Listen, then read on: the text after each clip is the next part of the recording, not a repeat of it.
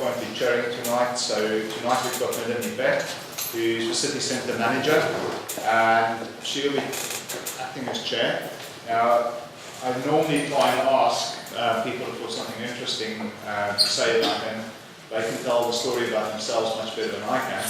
And what Melanie said is that she does diving. She is very involved in it, and it's not just scuba diving, it's actually high diving, like non-daily diving.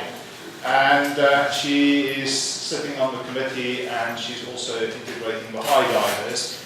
And over and above that, she also travels the world doing events, and so I think we're very fortunate to have caught her and that she was willing to actually come and chair tonight. Then also our senior economist who is coming to talk tonight has unfortunately again had to pull out because of family reasons. And we've been very fortunate to get Paul Spinney in, Paul at the end of the row there, who is coming to replace Andrew Carter, and the Deputy Chief Executive for City Centre. And then we all know Geoff Snelson from the Council, who will be our third speaker. But before we kick off the evening tonight with the speakers and hopefully all the interesting discussion that's going to follow, I'm just going to ask Fred Roche to quickly say a few things about a trust that has been set up in memory of Fred, and we would like people to take the pieces of paper away which is on the chair tonight with them. Also, you'll notice that some of us are wearing badges. We are looking for additional committee members and volunteers, so if you do have time and interested in joining, please speak to myself or one of the other members of the Fred Roche Foundation. Thank you, Hank. And thank you, Melanie, for diving in at the deep end. I want to just have a few words about another aspect of the Fred Roche Foundation, about a memorial fund that has been set up through Milton Keynes Community Foundation. I wonder how many of you here know that there are some gardens in the city called the Fred Roche Gardens, and where they are. I'd be very interested for those who know about it to put their hands up, just to take a straw poll. Oh well, that's good. Most people do seem to know about them. Basically, the 9th of November 2012, we finally had something in the city named after Fred.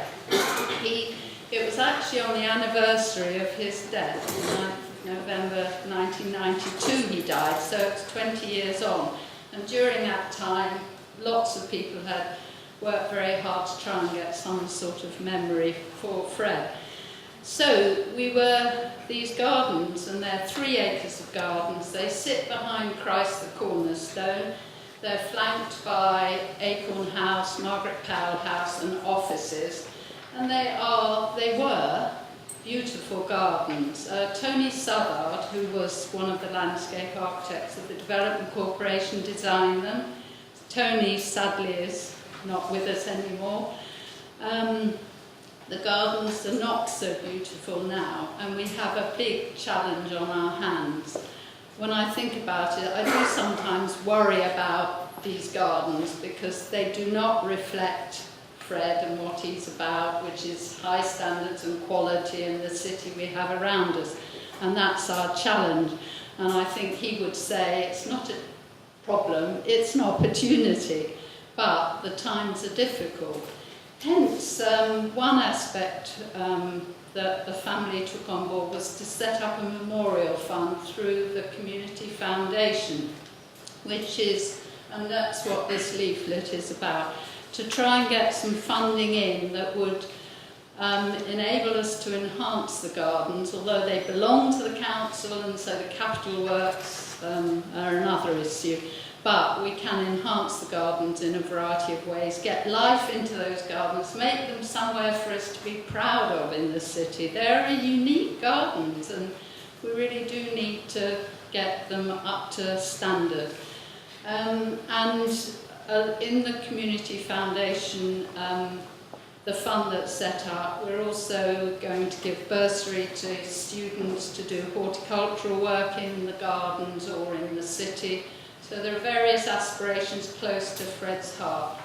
But if you could take this away, and even if you give £25 to the fund, with matched funding and with gift aid, that would come to £43.75 or 25. If you pay higher rate tax, you get 40% tax. So, you know, I hope that some of you will feel able to contribute. And I'll now hand over to the main part of the evening.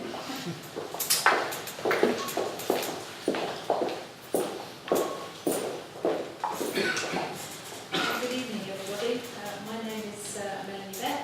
I am the City Centre Manager for an organisation called MKCCM, which is Milton Keynes City Centre Management, for those of you who don't know. I've been involved in Milton Keynes for 12 years, but in property development and property management for the last 20 years, across both the UK and Europe. So I have a little bit of knowledge about what cities require and certainly what developments need in order to make a sustainable economy. You've already heard about my other life, which is travelling the world with Tom Daly, which is a tough job, but somebody has to do it. But I represent across Milton Keynes 35,000 employees who work in the centre of Milton Keynes, and as I found this evening, 2,000 people who actually live in the centre of Milton Keynes, and that is a growing number. So this evening we are looking at how our city grows and is sustainable, and how we make a sustainable economy, and everything that has to go to make that economy work for us in terms of our people and the people that are visiting the city and the city centre. And I have two individuals who are going to be joining me who are have a wealth of knowledge and experience in their particular industries, and I believe a great passion for the things that they're going to talk to you about this evening. We have to make sure that we are able to grow a city with new innovation, ensure that our cities grow intelligently, sustainably, and that we create successful local economies. Otherwise people will go somewhere else to work and businesses will take their organisations elsewhere. But how do we do that? Particularly when we live in an environment that in 2002 had 212,000 people. In 2002, in 2012 that rose to 252,000 people, not bad, and is forecast in the next 13 years to reach 300,000 people. That's huge growth statistics, but with that comes enormous issues. We have 22% of our population are under 16s. 26% of the population come from black or minority ethnic groups. And with that comes issues of skills, of jobs, of being able to ensure that the environment and the infrastructure that they're consuming is able to provide for such a huge population explosion.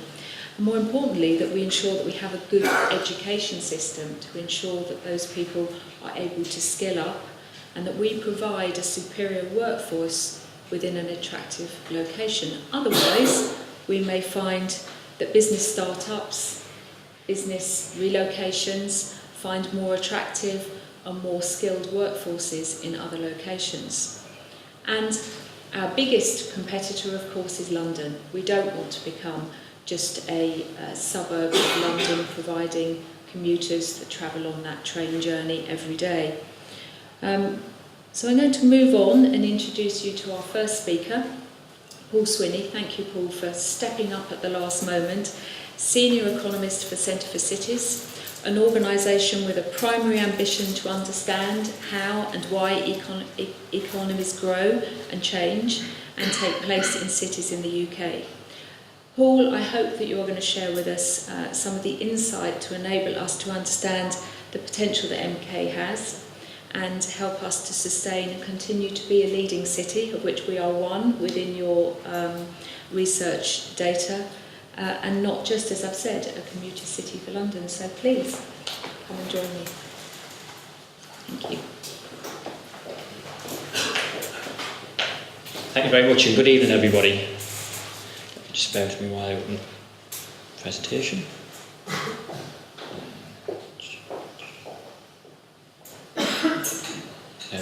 Excellent. Yes, my name is Paul Swinny. I'm Senior Economist at the think tank Centre for Cities, and we look at UK city economies, which ones are doing well, which ones aren't doing so well, and what should policy do about it. We've been going for 9 years now, based in London, but obviously out across the country in all the 64 cities that we look at, of which we class Milton Keynes as a city, because clearly in economic terms it's very much a city, even if according to the Queen it isn't, which we always think is a really sort of bizarre sort of concept anyway. But it's always good to get that disclaimer out the way first off. What's very interesting is, I think, sort of, 10, 15, 20 years ago, all of a sudden we had these big declarations that, it's the death of distance. Now we've got all this technology, cities are going to become less and less important, and it's all about home working, and the world's going to become very flat. I mean, we've gone through the fax machine, we've gone through then to email, and now video conferencing and things like that. But actually, what's quite interesting is the world isn't flat. It's actually becoming increasingly spiky. And what we're seeing is that despite all these new technologies, actually cities are becoming ever more important throughout the world. And actually it's because these technologies are actually complementary to cities and to people working in cities, rather than being rival to them. And so that's quite interesting when you then think about, okay, what's the role of cities within the UK economy? Well, it's pretty big. I mean, if you look at the number of jobs in the 64 cities that we look at, 60% of all jobs in the UK are based within cities, despite those cities only accounting for 9% of all land within the country. So it's quite interesting to sort of see, these are really sort of dense areas of economic activity. What's quite interesting, if you look at these charts with the three bars on the left-hand side, first off is it's particularly high-skilled jobs that are based within cities, and increasingly that's the case. And I'll talk a little bit more about that sort of through the presentation. But 73% of all sort of knowledge-intensive jobs, so they're jobs that you just sort of you sell sort of ideas and things like that. Might be consulting, marketing, architecture, things like that, as opposed to say manufacturing, where you're selling a physical good. 73% of those jobs are based within cities.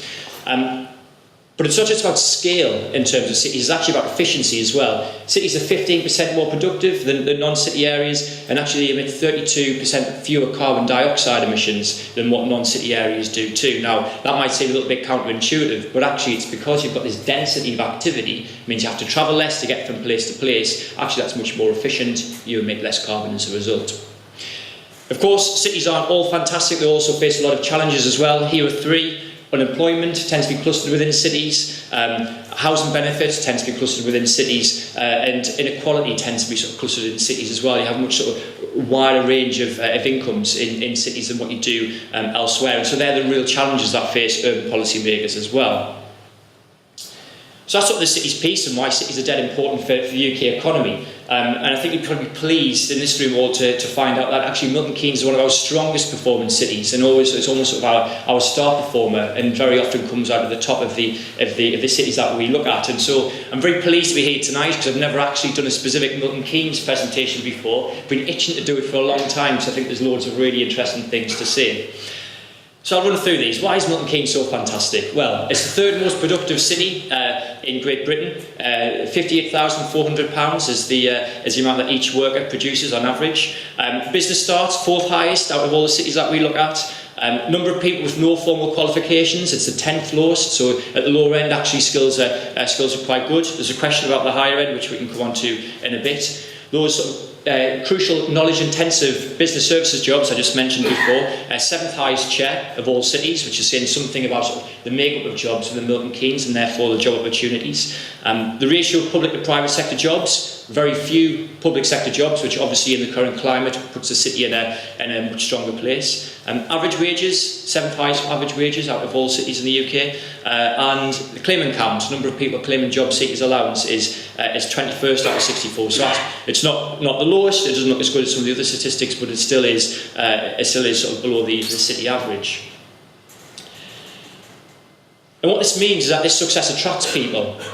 Now, these charts, I'm only going to show them for Milton Keynes, but actually I think if you compare them to what we see for some other cities, actually it's pretty striking to see the differences. So, what we're showing here, this is patterns of internal migration between cities within England and Wales. Green means people are coming to Milton Keynes from other places. Red means that in net, Milton Keynes is actually losing people to those other places. So the chart on your left-hand side is all ages. And what you can see there, it's a bit of a mixed picture, but there's a lot of green coming into Milton Keynes, and there's a little bit of red going out as well. But if you sort of split that up into by age group, the chart in the middle is people aged 18 to 21. It's an absolute sea of red. Now, what you see particularly with large cities, the core cities, is the opposite. Because of their universities, there's a huge inflow of young people into their cities. Obviously, sort of Milton Keynes without its own sort of university or residential university at the moment, that isn't the case, and so you see this outflow of 18 to 21s. However, what's more striking, and we didn't realise this until we put the chart together only in the office yesterday, is the chart on the right-hand side is very striking.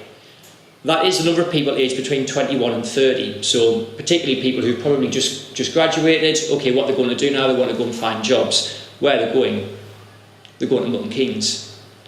And what I can say about that is the core cities, so the large cities such as Birmingham, Bristol, Leeds, Manchester, Newcastle, they would kill to have a chart like that, because actually when you put up their chart, there's a lot of red on there, and what they're seeing is they're attracting a lot of students, but actually they're losing those students and not retaining those sort of skilled workers that they've managed to educate. Actually, Milton Keynes is pulling a bit of a fast one, because it appears that somewhere else is paid for the education of these places, and Milton Keynes is benefiting. They're coming in and sort of earning the taxes within the city, which obviously is, from your point of view, is great.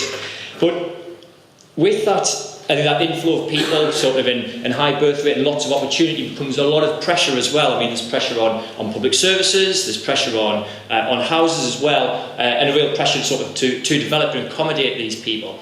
Now, what we see with Milton Keynes is that it's particularly sort of very different to a lot of other places, certainly in the south, the greater southeast of England, in that actually it's sort of tackled this challenge head on. I think you find a lot of other places actually won't, or are very reluctant to build new houses, and what you see is that actually housing is very unaffordable in those places. And I'm thinking of places such as London itself, Oxford, Cambridge, Reading, Crawley, for example, where all their average house prices are way above the UK average, hugely expensive places to go and live. Because Milton Keynes has been so proactive at actually increasing the supply of housing to match the increase in demand for people who want to live here, actually average house prices are below the national average. And that's great. That's great for people who live here already in terms of sort of costs that they're paying out every month. But it's actually great for people who want to come and access the opportunity that is available within Milton Keynes as well. And other cities should take a leaf out of Milton Keynes' book in terms of actually increasing the number of houses.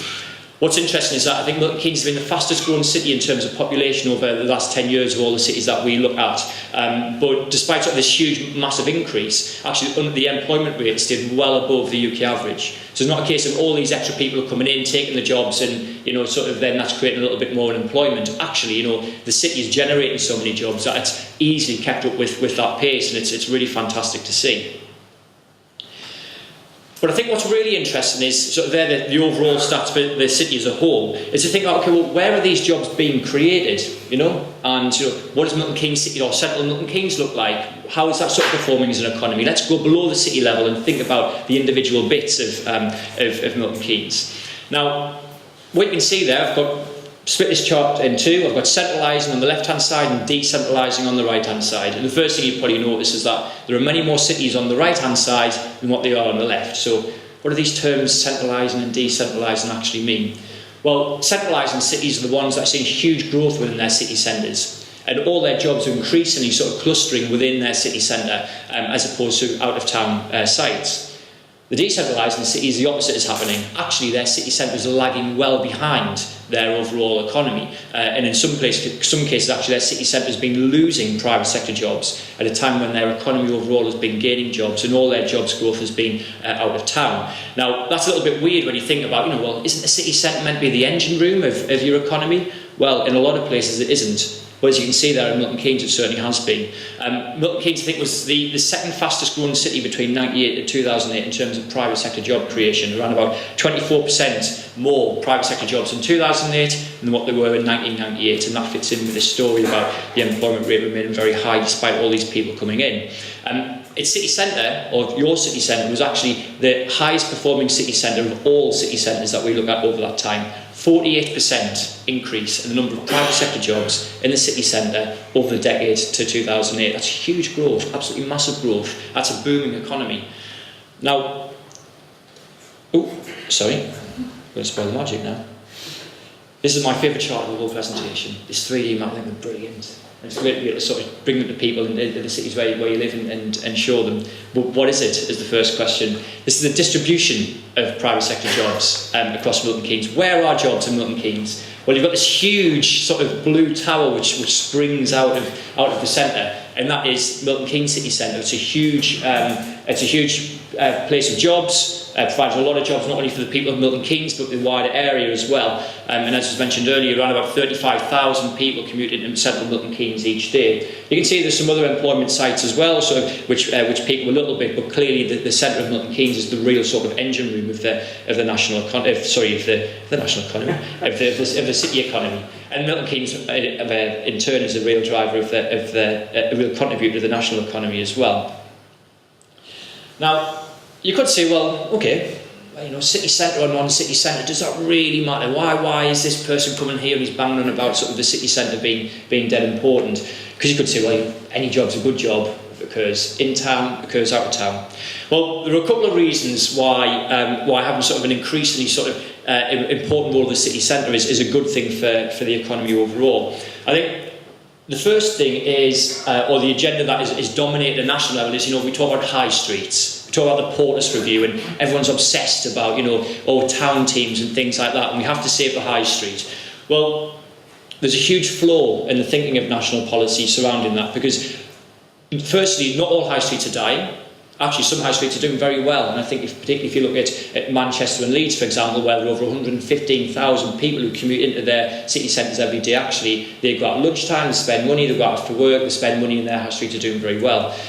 Actually, the high streets that are struggling, the ones where their city centres have been playing a smaller role, their city centre economies are struggling. What that means is an increasing number of people are working 9 to 5 on out-of-town business parks. They physically can't get to the city centre during the day, which means the high street then suffers.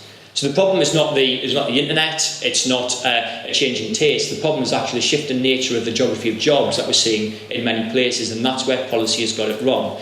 But actually, that's not why this is important. There's a much bigger issue at play here, and that's what this chart shows. Now, clearly, not every job, not every business is going to want to be within a city centre. A manufacturing business is definitely not going to be in a city centre. It needs lots of space, it needs access to roads and most likely to rail as well. It's much better off being based outside of the central area. Then the same you can say there with construction jobs as well. So this is where jobs are by sector in Milton Keynes, and as you can see there, manufacturing, I think it's around about 3% of all manufacturing jobs in Milton Keynes sort of fall within the central area of Milton Keynes. If you then go up and look at the number of private sector jobs, it's around about 1 in 4. 1 in 4 jobs in Milton Keynes, private sector jobs in Milton Keynes is in the city centre. But you start to look above that, this is where it starts to get a little bit more interesting, because what it shows is actually there are certain types of job which much prefer a central location to an out-of-town location, and the exact opposite of the manufacturing story. And if you look at the top there, again, I'm starting to introduce this concept again of knowledge-intensive business services jobs. You can see that over 40% of all these sort of higher-paying type jobs that are in Milton Keynes are within the city centre.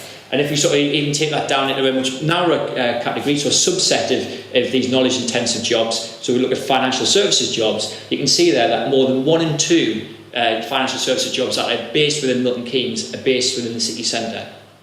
Now that isn't fluke.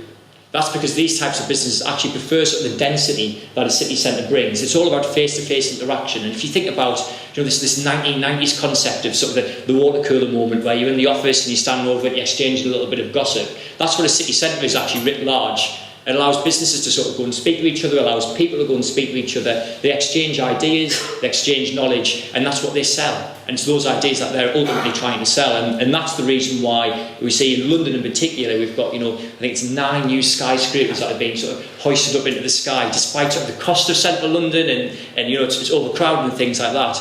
Businesses actually get a benefit of being based within central London rather than being based, say, on the M25. And it's exactly the same in Milton Keynes, and these jobs patterns show that to be the case as well. But despite me sort of standing here and giving a very glowing reference of Milton Keynes and Milton Keynes City Centre in particular, I do feel like there's one challenge, however, that I must flag up, and I think it's important to have a think about this, because I think you probably all recognise as much as I do, is that when you walk around central Milton Keynes, it's very different to what a lot of other city centres are. And I think the main challenge that the city centre has is actually isn't that dense. Now, what do I mean about that? I mean, the number of jobs sort of per hectare I've put up here, and I've just used a selection of cities from a bit of case study work that we did. You can see that Milton Keynes has got around about 4 or just under 5 businesses per sort of rugby pitch sort of sized parcel of land. Just 5. If you look at Swindon, it's 10. This is the city centre, by the way.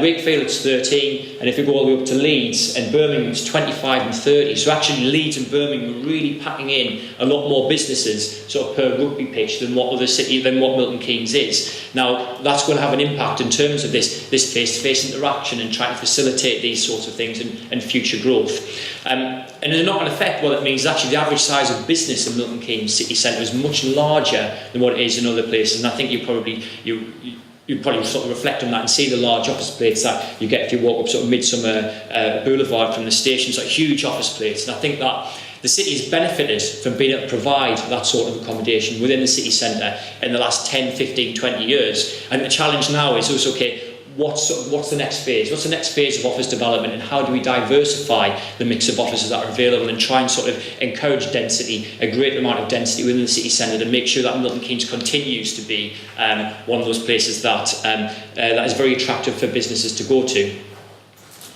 So I'll wrap up with sort of coming back to the question about Milton Keynes and its role sort of relative to London and what that means in sort of commuter belt and things like that. I think there are going to be some people who will live in Milton Keynes and will commute into London. I think that's partly because Milton Keynes housing is so much more affordable, and therefore quality of life is pretty good, whereas London, obviously, house prices in particular are very expensive, so you are going to attract those sorts of people into living in Milton Keynes. But I think the story here is actually Milton Keynes has got such a strong economy on its own, and particularly its city centre, that actually it is creating a lot of opportunity as well. So while some people commute into London, actually there are a lot of people, I would imagine, who are commuting from the wider area into central Milton Keynes, and central Milton Keynes is playing a hugely important role, not just for Milton Keynes local authority or Milton Keynes city as a whole, but actually sort of much wider, and sort of the wider area that it actually sort of reaches out into. So I think actually Milton Keynes has got the best of both worlds, that there are a lot of people probably moving out of London. Some people might still work in London, but actually a lot of people then thinking, actually I'm going to go and work in Milton Keynes. That's great, you get the benefit of those people who've experienced London, but it's also got a very fast train link to London too, and I think that actually is a benefit in a way that cities such as Hull or say Burnley are much more isolated in their train links, and actually that's a real sort of burden for them, rather than sort of having the really positive aspect of the train link that the city has. So that's my take on Milton Keynes city centre. I hope you found that, or Milton Keynes city and the city centre in particular, I hope you found that enlightening. For those people who are on Twitter, you can actually sort of follow me at Paul_Swinney. It's almost as good as the real thing, but minus the accent, so you can't have everything. But, thank you very much for your time. Thank you.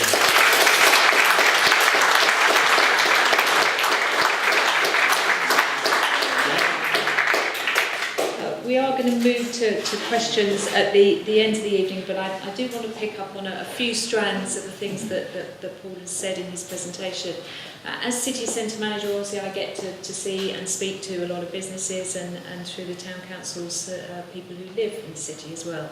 Currently we have 18,500 people who move into the city centre to work. And we actually only lose 6,500 people out of the city each day to go, whether it be to Birmingham or London. Certainly that's the last time we researched. But obviously with that comes rather a large number of issues that people who moved in 30, 40 years ago were sold a dream. And you're absolutely right, they have very nice open boulevards, they have very large office buildings, and more importantly, most of those organisations did that because they could park outside their offices. And one of the continued things that I hear from organisations that settled here some time ago is the fact that they are now having problems and their staff are not able to park outside. They are questioning the cost of parking, which obviously is the same in any city. And actually, in fairness, I think they do very well here. But they are also finding that being able to find the right skilled people because of as you've already said, a lot of them are knowledge-based businesses, and also being able to retain those staff, because unemployment is low and there's always the grass is always greener somewhere else. So it'd be interesting to understand from you in some of the research data that you get what you see in other cities and how they're managing to tackle some of those issues. Yeah, good questions. I think firstly on the car parking issue, I'm aware of the particular issues with Milton Keynes, and certainly car parking is a thing that comes up across the country. I always think what's quite sort of interesting to reflect on this is that obviously sort of London is a very different place, but if you look, nobody ever really complains about car parking in central London. It's not even raised, and yet actually you would have to pay through the nose to sort of park a car in London for the day, and very few people actually do it. What's the reason for that? It's because the public transport in London is so fantastic. Actually, I think it's a very viable alternative to private transport within London in a way that there isn't in, I think, pretty much every other city that we have within the UK. So I think the answer is in part, actually, there's a lot of car parking within central Milton Keynes. I think, you have to pay, people have to pay for that, you have to manage that demand. But actually those car parking spaces actually take up a lot of land as well. I think it's around about one office cubicle you can get in on each sort of car park space. So the question is actually, what sort of impact does that start to have on the dynamic of the city centre, and particularly going forward in terms of businesses actually wanting to come to Milton Keynes, because it's sort of a very sort of dynamic place where you can exchange ideas and things like that. So I think the response is not necessarily build more car parking spaces, it's actually, okay, well, what does public transport look like? I've forgotten what the second question was now. It was always about skills, wasn't it? Skills, yes, yeah. Apologies. In reference to your graph, where you're showing a lot of youngsters going out and slightly older coming back in. Yes. Obviously, you've already highlighted we don't have a university, and I was listening on the news, I think earlier this week, that a university town had just started university, was seeing a lot of inward investment through the university. So, is that a barrier for us? I think it's what's very interesting about universities is that I think a lot of people sort of lose sight of the role that they're actually there to play, and people go, okay, what we need to do is we've got a university and there should be loads of spin-outs coming out from here now, and why is there not sort of more interaction between the university and the business base, and this is tragic and things like that. Well, actually, you've got to think about university. Well, its principal role is to educate people, and that's what it's there to do. And then what it actually does, sort of, as part of that, is it pulls in a lot of people, a lot of young people, and actually pulls in a lot of people in terms of staff as well. They're huge employers. So actually, one of the biggest impacts that a university has on a locality, on a city, is pulling those people in who then come and sort of spend their money in the local area. So actually, yes, you would expect that there would be an impact. Now, what that has in terms of inward sort of investment from elsewhere, I'm not so sure on. I think we'll have to do a little bit more sort of digging around for it. But we would expect that having a university would be sort of an extra feather in the cap of the central Milton Keynes economy. And again, sort of skills are vitally important for the success of cities. What we see is that those cities that have the most skilled workers are the ones that perform the best. It's as simple as that. It keeps on coming over and over again within our research. And so I think that gets crucial, particularly for Milton Keynes, at the higher end. How do we sort of continue to attract these graduates in and make sure that that businesses can come here and think, I can employ the people I want to employ by being based in Milton Keynes. And I think that's a crucial element of future policy. Thank you, Paul. You're going to have a chance to throw some questions. I just wanted to have a little while that was fresh in our mind, just a little question and explore on some of those areas, and hopefully you'll pick them up after our next speaker. So thank you very much.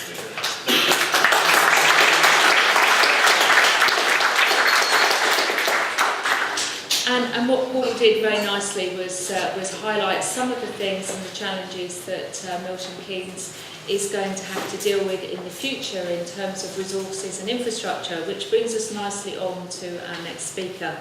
I'm going to use some words that Geoff has actually written himself to introduce him, and then he can answer for them. He said in a recent report, written in November 2012, that Milton Keynes is a modern city of migrants, brimming with hope and ambition for a better future and skills to match.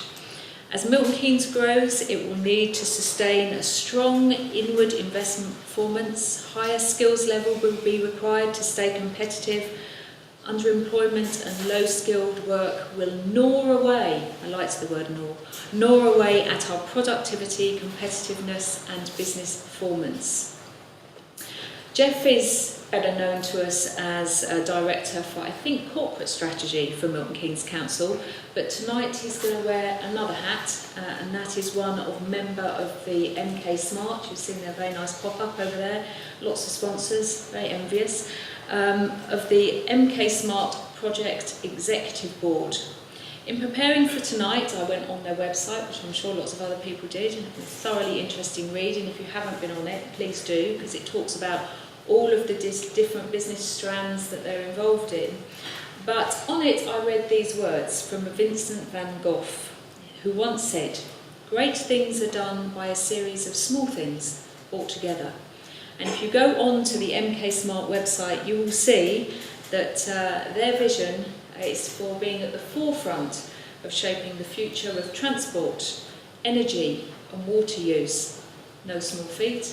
But then just to add into that little mix, they're also going to make sure that education and the community are fully engaged, as they will provide the successful ingredients in creating a smart and dynamic city. So enough from me, and I will hand over to Geoff, who tells us how he's going to make that cake work.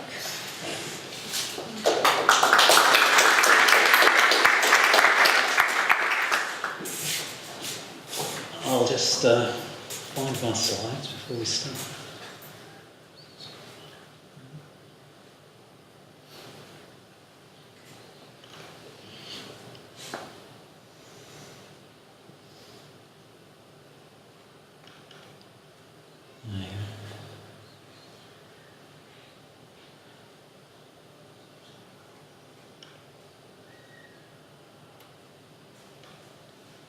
Right. Thanks very much for asking me to come and speak, not least because it's local elections day, so it means I get to bunk off going and inspecting polling stations this evening, so I easily get a good deal out of this. As Melanie said, what I'm going to do is tell you a little about some of the projects that we're working on that many of you may have seen some mention of in different press releases, different news reports over the past year or 18 months, but what you might know is the way in which they all knit together and how they actually are in combination, I think, starting to position Milton Keynes as a nationally important centre of innovation and will also help address some of the economic challenges and pressures that we face as we go into the future. And that quote, I'm not sure who put that on the website, I'm looking to see where the guilty party is, but that point about bringing together small pieces in combination, I mean, that's a reference primarily to data, but actually I think that there's a bigger point there as well, a bigger reference there, which is about bringing together in combination some of the really brilliant capacity that we've got here at Milton Keynes. I mean, we've got some fantastic institutions, fantastic companies and fantastic citizens, as well as a fantastic council, before you say that, that are actually starting to work together in ways which I think are really starting to create sort of quite fabulous things. And I can't help but mention the Open University as not a small thing, but actually an employer of 3,000 people here in Milton Keynes. And some of the things I'm going to mention will actually, sorry, I'm getting a bit close to the mic there, be about the very good work that we're doing with, look, I've got it right to front. Okay, so I'd just to introduce MK Smart, I'm going to talk primarily about MK Smart, but I'm going to dot around a few other related projects as well, because I think it's important to see them in combination. So MK Smart is a major project led by the Open University. It's a project that's funded by the Higher Education Funding Council. So we got 8 million quid from them and 8 million quid from a whole bunch of partners. And the aim of our local project here is to address some of the constraints that will prevent the city growing to its full potential over the next period of its development. And also, we're also seeking at the same time to actually enable economic growth. So, no small ambition, but this is Milton Keynes, and you wouldn't expect anyone working on this kind of stuff to think small and how do we just jog along. This is actually about how do we transform things in a big way. You'll know some of the challenges around growth, and Melanie's mentioned some of these. And this is just within the core strategy period, so you'll see the growth in homes, 28,000, primarily on the eastern and western flank. But one of the things that you may not be aware of is the pressures that kind of growth places on the infrastructure. So there's a little figure there about the travel demand. This is based on quite sophisticated travel projection modelling. And it shows that the travel demand on the city travel system will increase by 60% over that period. And that's partly because of the indigenous growth, more people here, but it's also partly because, as Paul was saying, we'll be like a dark star sucking in more and more sort of people to come actually work in the city. So our transport infrastructure is going to come under a lot of pressure. But what we do know through our modelling as well is what we call practical capacity improvements. So these are the sort of what you might call our existing repertoire of transportation responses, widening the junctions at roundabouts, maybe even, signalisation, not everyone's favourite thing, but looking at those sort of, what I'd call those sort of classical engineering solutions. They're predicted to only be able to address the 25% increase in demand. So what are we going to do? Are we just going to sit here and wait until the whole thing just snarls up? Well, we need to think about how we do that. And at the same time, we've got a whole range of other challenging targets, such as we've got a city target to reduce carbon emissions per head of population by 40% by 2020. And you'll be pleased to know we're actually ahead of the trend line for that. So we're doing very well on that. And Enrico Motta, who's the project director from the OU, this is one of his slides, because Enrico comes from Messina in Sicily. And he does a nice little bit of patter explaining how Milton Keynes actually gets 30% less rainfall than less rainfall than Sicily. Hard to believe today, so I thought, it's all those things that doesn't feel quite right. But Milton, as we're in an area of water stress, and as we grow, the demand we place on natural resources and so on will lead to constraints in growth if we don't address those. And there's also a big economic opportunity. This is data, figures from a government research report for the whole smart city industry. It's projected to be one of the big growth industries in the near future, a £40 billion pound market by 2020. UK project to share 10%. So what if there's something we can do using smart technology, different approaches, more agile approaches to the way in which we grow, which can help us grow, but at the same time help our economy grab a slice of what is a very strong prospect for future growth. So, as I said, we make no small ambition here in Milton Keynes. What we're doing within MK Smart is addressing a whole range of issues, but the core focus is on a number of strategic challenges around energy, transport and water. So how do we help address the constraints, the bottlenecks that pressure on those systems will produce over the next period? And cutting across all of those, we're developing education programs, and I'll tell you a little about each of these as I go through, about how do we allow and develop businesses to make the most of the economic opportunity, and how do we allow citizens to be involved in that innovation. And the big piece in all of this is something called the City Data Hub. This is being constructed right now by lots of clever people, including our partners at BT who are part of this. We've got lots of clever people at the OU that know how to do data and semantic analysis and all kinds of things. It's actually being hosted at the University campus, Milton Keynes. So we're actually bringing together in combination a whole load of capabilities to do this. I'm not going to try and explain to you, partly because it's not easy to do in a short amount of time, and partly because I'm not a technologist. I've got a bluffer's level knowledge of most of this stuff, but it doesn't withstand a lot of detailed scrutiny. I'm more of a strategist overall, but to the heart of it is a hub that's going to be capable of drawing together data about how the city functions, how services function, and in a business environment it's going to have functionality that allows people to curate that data, to bring it together in ways which allow new insights into how to address challenges and allow businesses to grow and develop new services. And I'll explain what some of those might be. And it's going to draw data in from a whole range of data information systems that exist at the moment that our partners hold, but it's also, if you'll see at the bottom, going to involve the deployment of sensors and other means of capturing new data from a whole range of sources across the city.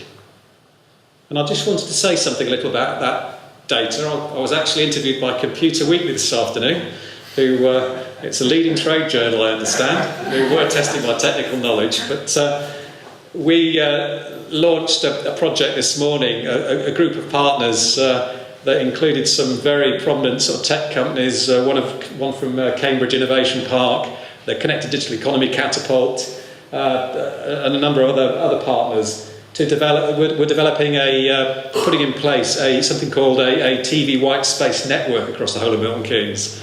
It's a global first to have a city-level network such as that. And this network allows the transmission of data at very low power and with very good penetration, because it uses spectrum that's been released by the move from analogue to digital TV. And it allows very low-cost data transmission. You all know how much it costs to download packets of data and so on onto your mobile phone. Well, what if you could do that very, very cheaply? It means that we can deploy sensors across the city to perform various functions for us, which, you know, it sounds pretty straightforward, but actually it's technically quite challenging and it doesn't exist anywhere else. And this is going to provide an environment for us which is going to attract innovators looking to use this technology from across the world.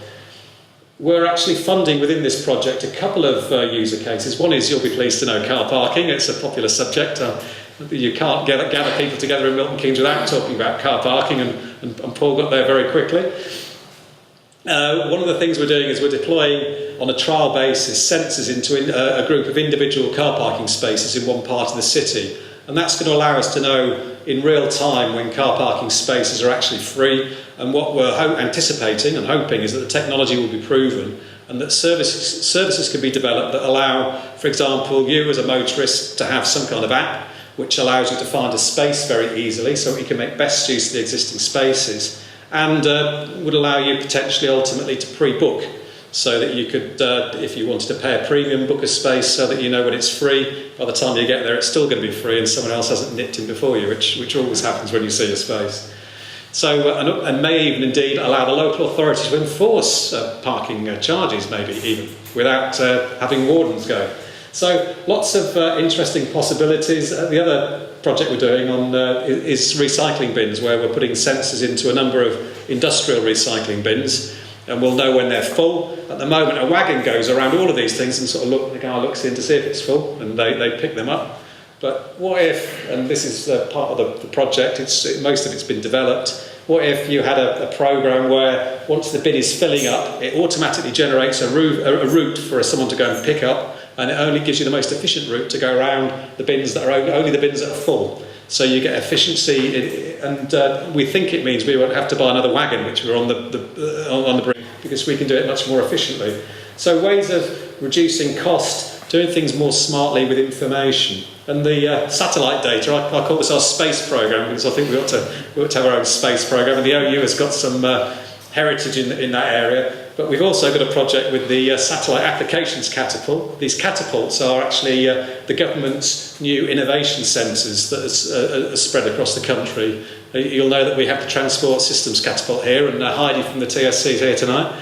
So we've developed very good relationships with these catapult centres and are developing some projects with them and having them funded. And we're developing a business case for the use of satellite data in land use planning, so that we can, at the moment, you may or may not believe this, we have people that drive around to count homes that are being built so that we can provide monitoring returns to government and so on, and we know how the city's developing. Well, what if you've got a high resolution photo from space that tells you that anyway, and can match it against a drawn plan on a map, and it'll tell you whether people are building where they should do as well. So again, some efficiencies there.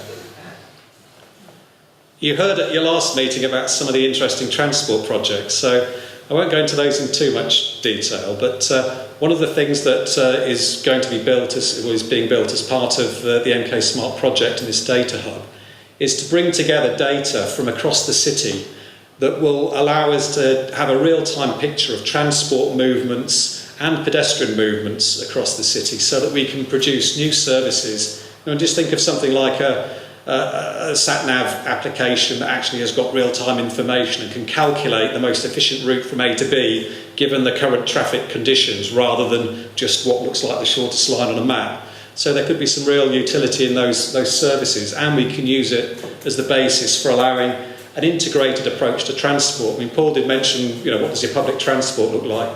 Well, actually, what we're looking at with a whole range of transport projects is low carbon, low impact transportation approaches, which in combination, through having things like payment that allows you through payment, like something like a Milton Keynes Oyster card, that kind of thing, and journey scheduling that allows you to calculate the most efficient route, and interchanges with a whole range of things, not just where to get the bus, but how the bus connects with the train, or even autonomous vehicles, and a whole range of other types of movement, rather than thinking about it as public versus private. I think at the last meeting someone mentioned that the autonomous pods, which not everyone buys into, and it is a very innovative project. The first 3 of those have been ordered, and they'll be here by the end of March, won't they, Heidi? End of this year. So it's even quicker than the future's arriving even quicker than we thought. And what we'll be doing, and those will be trialled in probably some sort of test track area before they're introduced into the city environment. And that the pods are being all the electronics on the pod are being developed by the robotics lab at Oxford University. So a good connection with Oxford Uni sort of emerging through that. And that picture on the left of the little green bubble pod, which you may not have seen before, is a product that we're talking to an auto manufacturer about, a different one, because there's a notion that you may have some of these more bus-sized sort of vehicles that could run on some of the major grid roads, very rapid autonomous sort of movement across the grid roads that could interface with the smaller vehicles when you want to get through to your destination, the last mile. And we're getting quite advanced with some of that discussion and in getting into project planning for some of the implementation scoping. So I'm not sure at all whether it will ultimately get to the stage where we're ordering things yet, but it's looking very promising. And that's a better picture of what I've just spoken about, so it'll teach me not to read my slides before I walk out today. Spoke about water and how we're addressing that. Well, this diagram tells you something a little about that. What we're trying to do is look at a water demand management system, because there's, we're looking at the water supply. So there's a point there about looking at water distribution modelling and leak detection, because I don't know the exact figure, but quite a lot of water is lost in the pipe work. But at the same time, we're looking at ways of managing demand. So how do we find ways of helping people to reduce their usage? And that whole load of boxes on there, you don't need to understand all the detail, but what we're doing is looking at ways of providing little data readouts at different levels for individual households, for businesses and so on, so that they can understand their water usage, where water's being lost from, how they could manage their demand. So looking at demand as well as supply. And that's one of the ways we think long term we can manage within, hopefully, the same sort of level of water usage in total that the city uses now. And that's the broad ambition. Then energy, we're looking at a whole range of projects, again around how people use energy, how they can modify their demands, so looking at things like the behaviour of drivers of electric vehicles, looking at modelling building efficiency and so on. And that sits within a wider set of projects across the city. Again, I mentioned earlier that you'll have heard about bits of these over the years, but seeing it as part of this integrated whole. When the Falcon Smart Grid project was initiated a couple of years ago, that's a project with Western Power that's funded 13 million quid's worth, funded by Ofgem. Most of these projects, by the way, we've secured external funding for in various ways across it as a group of partners, and it's worth sort of reflecting on that and how interested people are in actually coming here to work here and trial these things. The Falcon Smart Grid covers about a third of the city, and it's putting sensors across around 200 substations, and it allows us to understand how the grid performs under different conditions. And because most grids are dumb grids, the power goes into them and it just goes off, and no one knows what happens to it, where it arrives at, and so on. And as you put more and more power through the grid, the wires get hotter, and as we put more demand on the grid, as we grow, there's a risk that it could fail. So what we need to do is find ways of making it more resilient, and what WPD are doing with a whole group of partners is looking at ways of engineering ways that include battery trials. They're putting in 5 great big batteries that at low demand times they store energy, and at high demand times they let them back in again. Sounds a bit clunky, but this is a real innovative trial. And commercial trials where looking at how people contract to use energy. There's a number of corporates that are part of this project, looking at whether they can modify their demand over the day, just reduce it at different times, allow their backup generation to come into play when there's a high demand, because most of them have got backup diesel generators, because if the power goes down, they don't want their computers to fail. So looking at ways in which we can manage the electricity supply across the city as a total system to manage peaks and demand, so that we don't have to produce more electricity. We can, again, manage smartly within the same envelope. And that big picture at the bottom, that's the new residual waste plant. That's the council's spending £130 million on that, and that's going to have enough capacity to deal with all the residual waste in the city, and for the cities it grows over the next 30 years. And it's also going to produce enough power to fuel about 11,000 homes. So it's a really nice big project that sits alongside this, the smart grid and a range of other projects. Business engagement, I'll just whiz through a few of these, but within the MK Smart project, I'm not sure it's going to quite look like that sort of beehive picture on the top right, but the ambition is to have an incubation centre that helps businesses grow through use and development of new services, new businesses using the data in the MK Smart Data Hub. And the target is to house up to 90 SMEs during the life of the project. So finding ways of bringing together all this innovation and developing local business growth from that. And of course we need people to be able to work with these technologies, so we don't just want to be sucking people in from outside to work on these things, but we want to be helping our young people, our existing residents, to get engaged with this and learn about how to be a citizen of the future, and how to be employable, I guess, in these contexts as well. And we want to involve people in it. So there's a whole range of activity around citizen engagement and it's bringing people together to look at some of the challenges that we face and find different ways of addressing them. And the first Citizen Lab, which was, I think, about a month ago, just looked at redways and how whether better information can help make them be used more, or the experience of using be better. So looking at things like, how do we know how often they're used and whether data can help us with that? Is there real-time information that can help with safety? So if you knew on an app that the red way ahead was populated and busy and it was round the corner, you could have visibility around the corner using data. Might you feel a bit more confident about going off down some of the roadways, which do wind a wee bit at times through quite wooded and secluded areas. And then finally, I'll just go all the way back to that point I made earlier about bringing a lot of this stuff together. I mean, these are, I just tried to find some way of putting these down neatly. I ran out of space for all the people that are working with us, so apologies to some of the smaller companies, but I just wanted to emphasise how actually through this range of projects we're working with some really fantastic organisations, both locally and nationally and even internationally, who are interested in working here because they think there's something really exciting and interesting happening. And we're not, we're talking about really major companies. 4 of the government's 8 catapult centres, centres of innovation are working with us, spending money on projects in Milton Keynes. Universities, our local universities, OU, Cranfield, people often overlook Cranfield, and even though it's technically in central Bedfordshire, it's part of us really.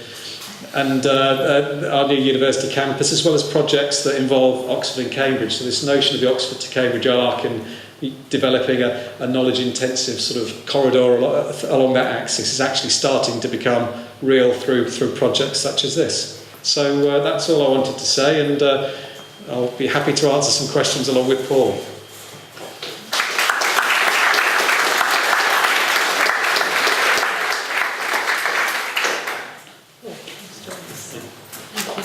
mean, I'm not sure about everybody else in the room, but that was quite a canter through rather a large number of projects. So there's a lot going on. A huge amount going on. And I guess my question is how you get all of this information out to people like ourselves that obviously are very interested in it and obviously interested in knowing the output and what that will mean to people who live in Milton Keynes. Yeah. Well, I think there's a couple of levels on this. I mean, I think the audiences such as yourselves, intelligent, discerning people with a very clear interest in the strategic future of Milton Keynes, are obviously keen to understand how all of this sits with the big picture. I think for most people, they need to understand that someone's paying attention to this and is on the ball and it's going to deliver some benefits, and it's a good use of time of public officials like myself and others. But the engagement is more probably on the detail of individual schemes as they're implemented, such as that sort of citizen lab on Redway. So I think it works at different levels. Not wishing to be controversial, but I am going to ask one, and that is, do you think people can see this big brother, that you're spying on different areas of life and looking at opportunities to bring further taxes or look at ways to make more income streams for the local authority? Yeah, I think I think people are even more cautious than even that. Yeah. That view might suggest, Melanie. I mean, we've seen recently people in the media wanting all their information back from Google, for example. They see this sort of information being provided to corporates and they're not quite sure how it's being used, and they do think there's someone in a sort of Dr. Evil cave somewhere assembling their information who's going to do something that they don't like with it. So we've got a very clear piece of work within this, and we're working with some national companies, including probably the Cabinet Office, because this is nationally a significant, well, internationally a significant problem, and we want to create an environment in which people are almost co-producing, in fact, these sort of services and approaches, and we're finding conditions under which they will choose to provide data into the system. But also, one of the projects we're just developing, I haven't mentioned it, it's very leading edge, but arrangements whereby people can see their data and see when it's being used and by whom, and can choose to pull it back. So we're trying to find a way in which we develop something where citizens actually have control over their data rather than feeling it's being given to someone to do something with. But I think it's right at the heart of this, and I'd say we can only get that wrong once, because if we screw that up in this project, then we'll never recover that. So, does anybody have any questions for the two gentlemen?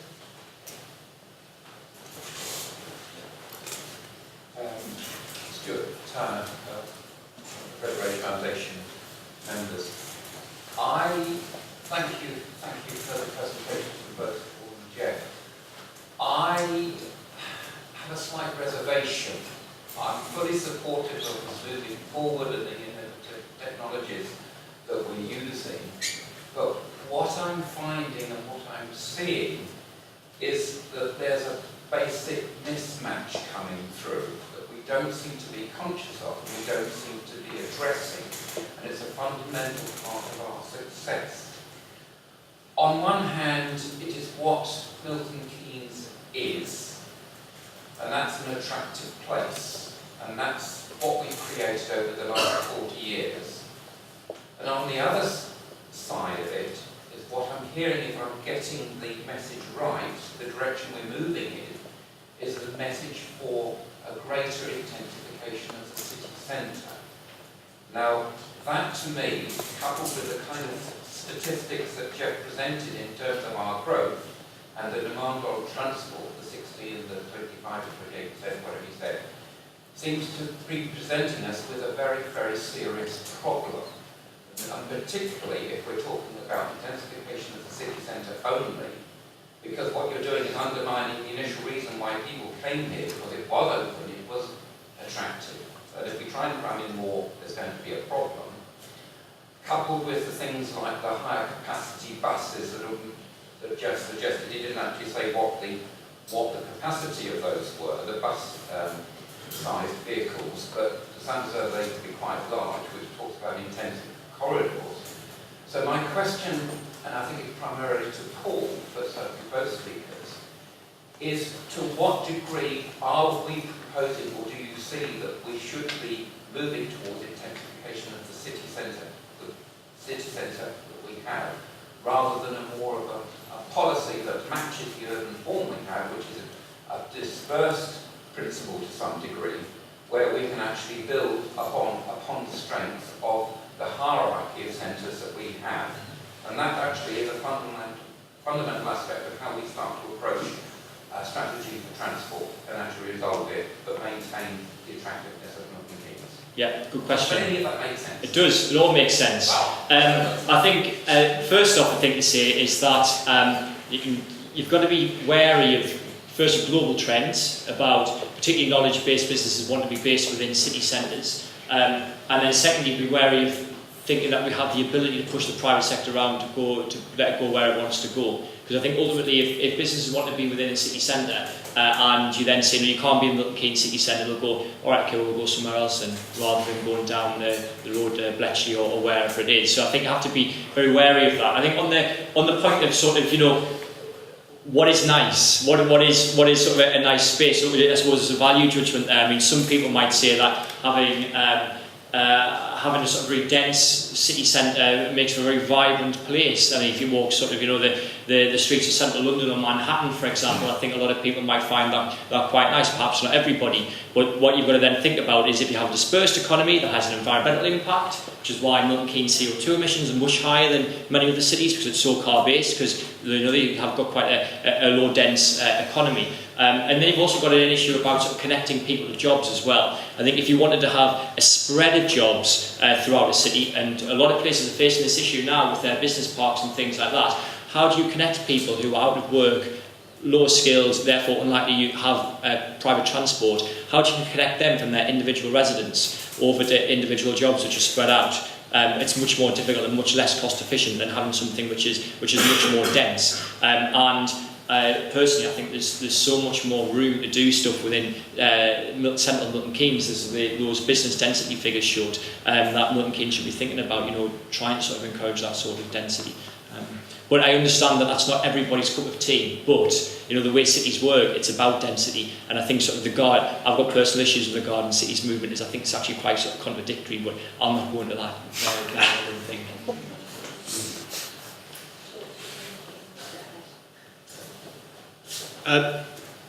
Well, I mean, I'm increasingly aware, as I'm sure you all are, that as Milton Keynes grows and gets bigger, it does start to become an act in some ways like more traditional cities, in that it becomes messier. You've got more people here, you've just got more pressure and so on. And I think there's a need to think about ways in which we can manage that and achieve the sort of objectives and maintain the quality of life that we enjoy here. But as Paul said, there are market forces which are going to be almost impossible to withstand, and it's trying to find ways of managing with that and understanding that, because I think it's untenable just to, and I don't think anyone's arguing this, just to hold on to what there is. And it's a question of, rather than think about what you're losing, are there things that we want to create and that are going to be attractive parts of the future, understanding how we're going to have to accommodate some greater density somewhere in the city, because I'm not talking about the next 10 or 20 years, but long term, 100, 200 years, you can imagine that being able to hold on to this much land in an area this close to London is going to be impossible in market terms, I would guess. So I think it's about trying to be ambitious and creative about the future, and not trying to project too much of the past into the future, but understand what it is that we really value and how we can maintain what that produces sometimes, rather than what it is rather than maintain exactly it as it is, if you see what I mean. Could I come back on that very quickly? Because I must admit I see it in a very different way. What I see is that we have an infrastructure that is supporting a place that is attractive to a lot of people, that is different from a lot of the other cities, whether it's Cambridge or London, which it can be quite an alien place in many, many ways. But what we have now is the potential of advancements in information technology that allows us to respond to the infrastructure that we have in a far more effective way. To take just, for example, demand-led transport, that means we can look at it in a very different way so that we can actually respond to the kind of dispersed urban transport, urban patterns that we've got. But I don't see those sort of exercises, that sort of research coming through, the link between these technologies and the urban form that we have. And I do think that we're missing out something here. We do need to put a lot more focus on that. So it's not going back, it's actually understanding the real asset we've got. Yeah, I mean, I don't think we're disagreeing, but because I think that many of the technologies we're developing will produce what I'd call adaptive transport, which is rather than having transportation which is led, I don't know, by a tram line or infrastructure, and people having to fit with the times and schedules of buses and so on. It's about finding ways of getting transport to reach people at the times they want and to take them to the places they want, so fitting with the infrastructure. And these sorts of transportation approaches are very suited to low density environments. So I agree with you that a lot of these approaches do actually help us bring out the best of Milton Keynes as it exists now. So my mind is turning, when I talk about market forces, I'm talking about, you know, tens, hundreds of years into the future, when, so I think the proximity of this place to London, and whilst we say, you know, the success of this place is due in large part to the design and the cleverness that went into that, and the brilliance of the people that live and work here, who all help make it a community that people want to come and live in.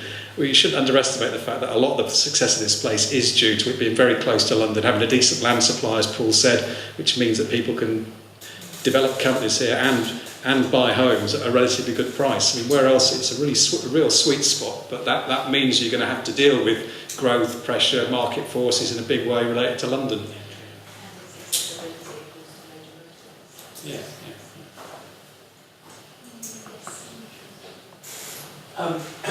I work at the Open University and I'm part of the project, and I do think there's something very special about the design of Milton Keynes that certainly... Sorry, can you say who you are, please? Tim Lavin, I work at the Open University, I live in Milton Keynes. I think there's something very special about the design of Milton Keynes, and I think as we were starting to touch on in the conversation just then, the MK Smart project is partly about how do you take a city forward that is, I think as somebody put it, you know, where the English Garden City meets an American urban theory.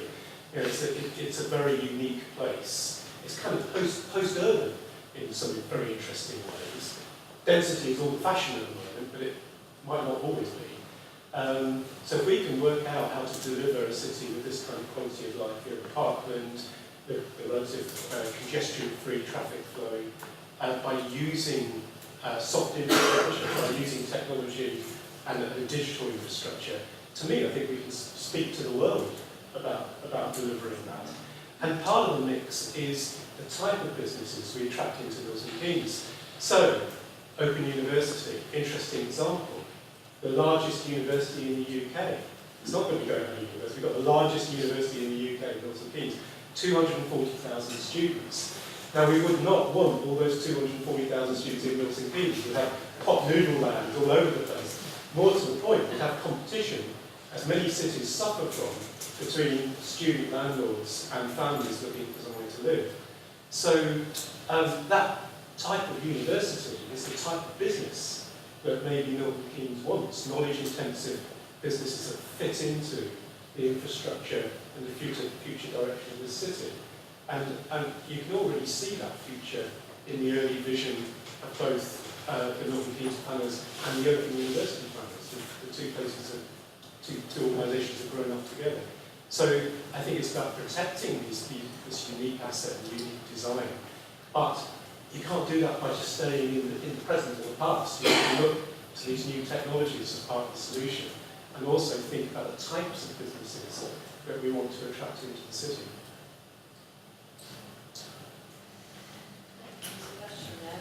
Thank you. My gallery, I was part of politics, not being I had been for a while, and was indeed cabinet member for program that was coming down on planning for 2 years. It's great to be ambitious, and certainly the presentation is very good, but we don't, and that's helped very much, I think, by the great strategy from Geoff within the council, but we don't seem to be able to get the basic day-to-day operations correct, and I think that's the point, more than the big brother point that Melanie raised, that will be the retort from a lot of people. I'm just going to take 3 examples. One is RTPI, real-time passenger information. The buses themselves running reasonably and cross-ticketing. They're all failed now.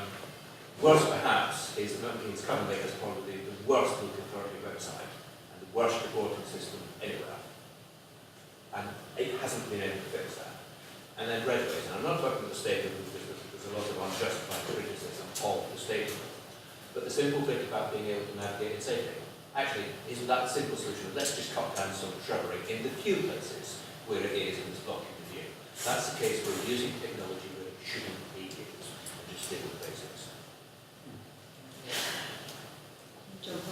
Yeah, I think that's absolutely right, Mike. Yeah, what you need to be doing, though, I think, is engaging with your operational colleagues so they're aware of the strategy and what they're going to do to fix it. Yeah, and I mean, I agree with you that there are a whole range of things in day-to-day operations that what you don't want to do is neglect the quality of what you're doing today because you're trying to create a great future. But I mean, the two are interlinked in that Milton Keynes is a place that attracts people to come and work here, good quality people to come and work here because of the environment and the promise and that spirit of innovation. So I do think it is part of it, but it's clearly not sufficient. I think it's a necessary part, but it's not sufficient as a way of getting those basics right. And yeah, I absolutely agree with you.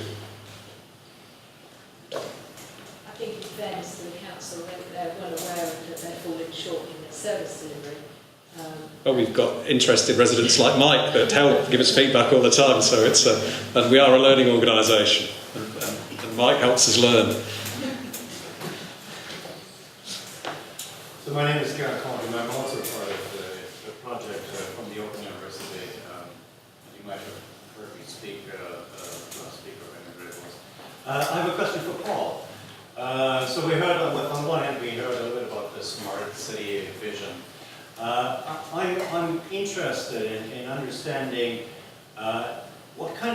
is there any evidence that the use of this kind of technology, digital technology, in a city context actually has a positive impact on economic development? Although I have a hunch that yes, there is a positive correlation. I'm actually curious, how do you start measuring the impact of investment like that? Yeah, I think because this whole smart city concept is very new, and I think it probably means different things to different people. I think actually probably research in the area isn't as well developed as what we'd hope it to be, or maybe it will be in 10, 15 years' time.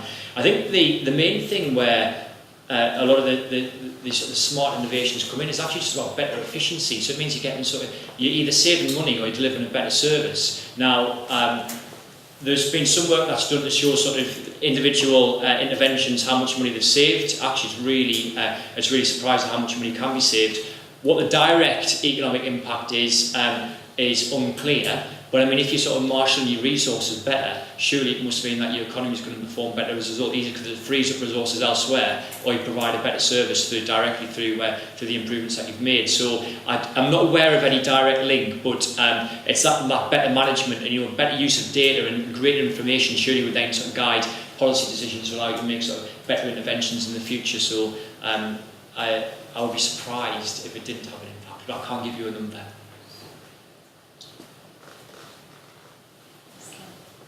Jim Baker, Town Council, Central Milton Keynes.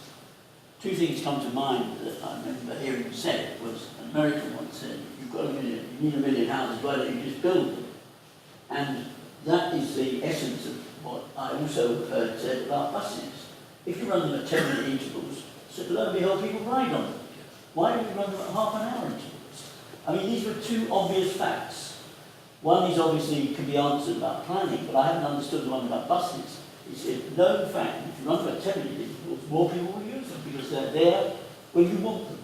You've just missed one, another one's coming. So you can destroy energy in these things. And in that respect, I don't wonder, and this is a question for Paul, is what do you think the impact of East-West Rail is going to be on Milton Keynes? I know of no other city in this country, other than Manchester and London, that are getting new rail lines. Manchester gets to the hub, the northern hub as it's known, and London getting Crossrail 2 maybe we talked about now. Milton Keynes is getting its own Crossrail, and it's going to have an impact of commuting in and out. You talk to London, that people will be able to take jobs in Cambridge and Oxford and along the line, Aylesbury. And this is coming soon. So, sorry, I'm going to go on and say, yeah. How do you measure that impact and why? Yeah. Well, I think the only way you can probably measure the impact is when it's in place and then start to collect the data through the census about commuting patterns and things like that. However, I think the rail line will be really positive for Milton Keynes. I think what it will do is it will mean that a great deal more people can get into Milton Keynes during the day to work. That's going to be really attractive for businesses, and they'll go, okay, well, if we know we can go to Milton Keynes and hire the people that we want to be able to hire, the high-skilled people, then that's a great place for us to go to. I think Aylesbury's got a role to play, but I don't think it can sort of challenge Milton Keynes in anywhere near it. Well, you just can't get near Milton Keynes because it's so much bigger, and particularly its city centre. So I think Milton Keynes has got that advantage there, and potentially it's a question about what impact it will have on Aylesbury's economy rather than, say, Milton Keynes. From a business-to-business connection point, I think Milton Keynes benefits from having a really quick line into central London. I don't see why that wouldn't be the case. They're having a link between Oxford and Cambridge as well, and benefiting from both the businesses in both those places, but also sort of the universities that are there too. And then on the bus point, I mean, buses are privatised. My response to that would be is that buses should be re-regulated, and then you could start to have your every 10-minute bus ride. I don't think the council can do a great deal about that at the moment. Daniel Charles Mabb, I'm Chief Executive of the South East Midlands Local Enterprise Partnership. Milton Keynes is an integrated city, yes. It's also at the heart of a much wider functional economic area. And clearly this project has some significant implications for the future of cities around the world, but it also has some very significant ramifications for our economic geography. It is at the epicenter of something quite large. And so, from my point of view, particularly mindful of the fact that tomorrow morning I'm launching our business support service for businesses currently here in Milton Keynes to get the type of service that they require to understand data. Because we're not short of data and we're not short of opportunities for businesses. The critical aspect that we need to overcome is to help the residents and the businesses understand how to utilize that data for their own benefit.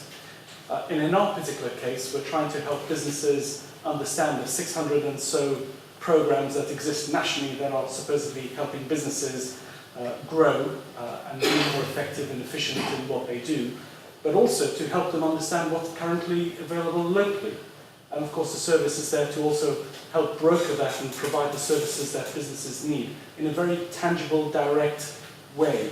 So my question in relation to this project is the importance of trying to ensure that businesses have an interface with this project and the innovative dimension of our current business profile to have the ability to utilize this data to generate things that we haven't even thought about.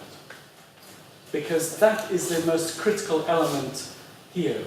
The fundamentals being, we don't know what we don't know until somebody thinks of it and starts developing the future types of technology for use. Yeah, and that's exactly the point of this project, and the reason why it was created, Daniel, of course, as hopefully I'll explain, was to create an environment in which this kind of data, the data from a whole range of sources could be brought together, and we can provide the curation, the interface for businesses that will help them understand how best to use this data, how it can give access under certain conditions and develop new services. That's absolutely the point. So when you say, how can we do that? Well, we do that by doing this, delivering this project in the way in which it's been conceived. But I'd counter what you said about, we know this data's there. Actually, you trying to pull together that sort of data around a whole range of different challenges, meaningful information, current information,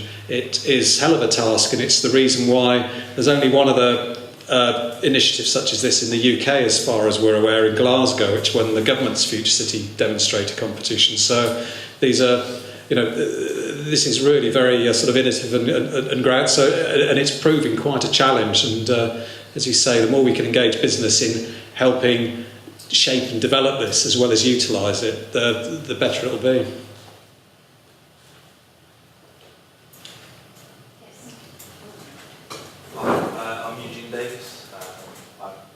I'm soon to be leaving Milton Keynes, but I work here as an engineer. I studied up in Newcastle, where you must be from. Almost.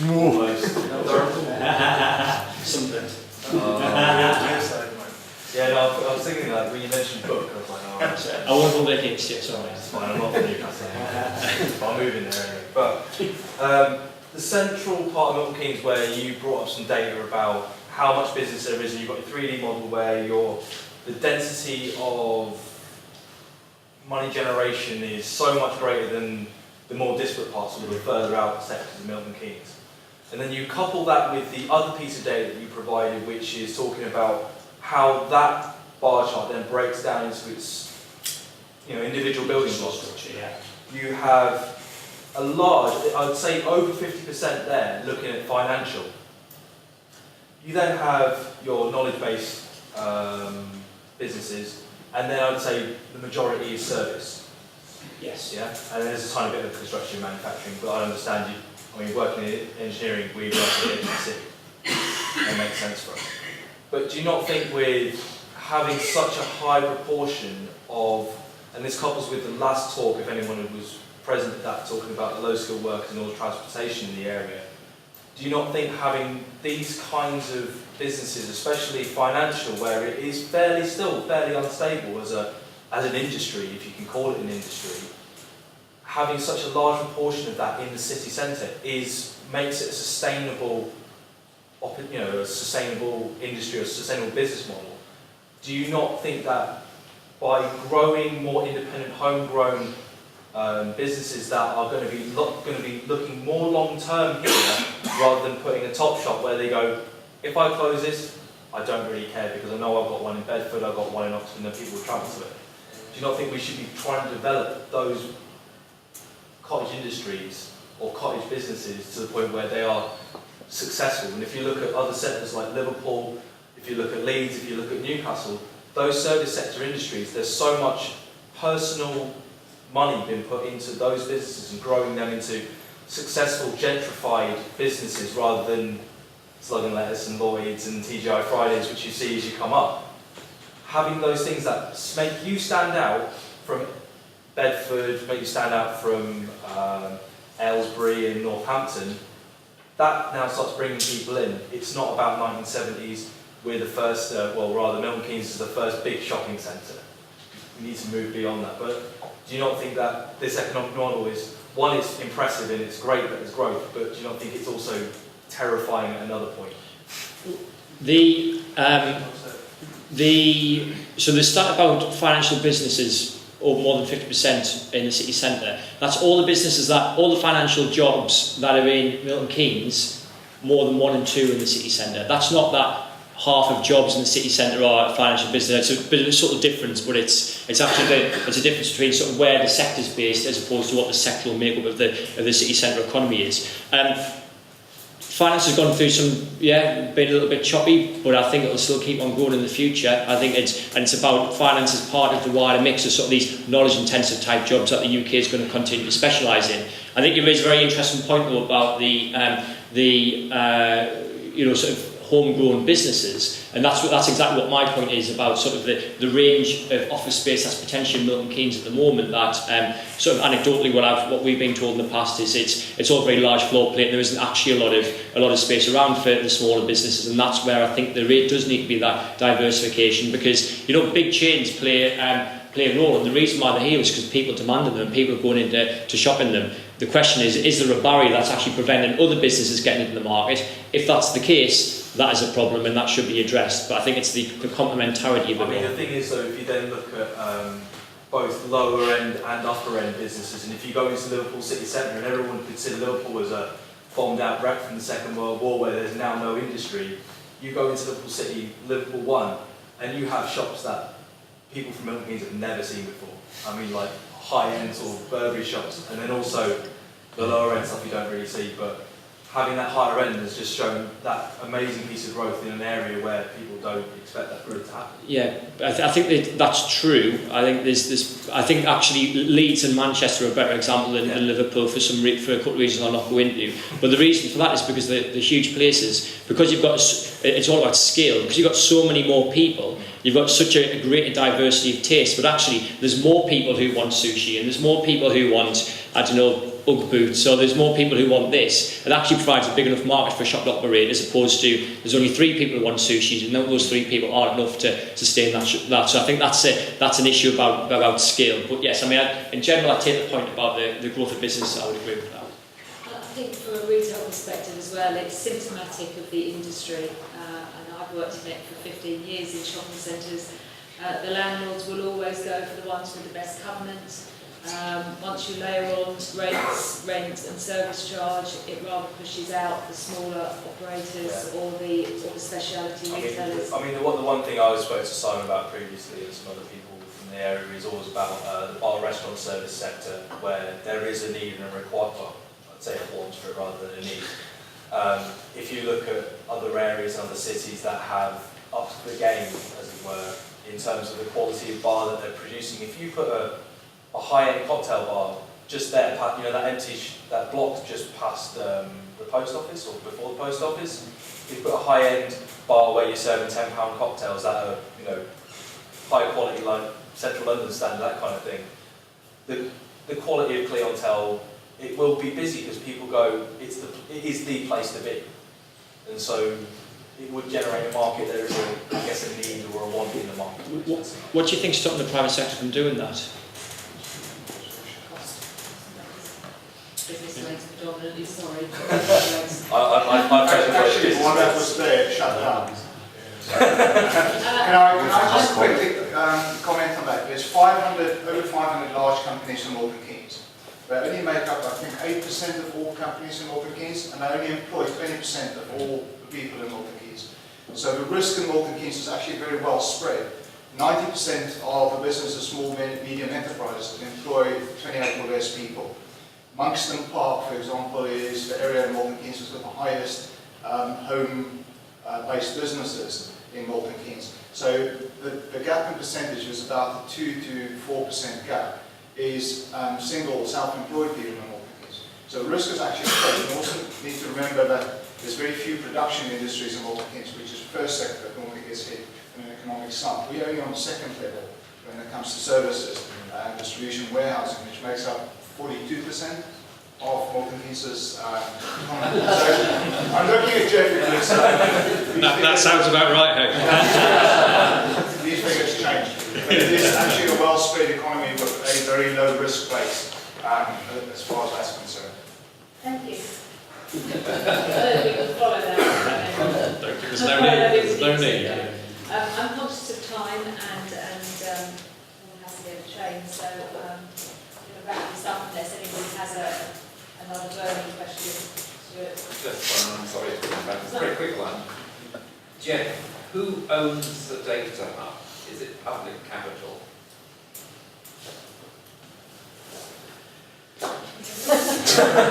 That's a good question because it's funded through it's a public-private consortium. So we're at the moment, it's not a problem that's exercising as the duration of the project, but we've started thinking about the sustainability of the project and how it's funded long-term, balancing that with the need for continued access to data and to give people assurance about confidentiality and so on. So we think the council has to play some role in that into the future, but we're still working that through. So it's a good question, but I haven't got a good answer, I'm afraid.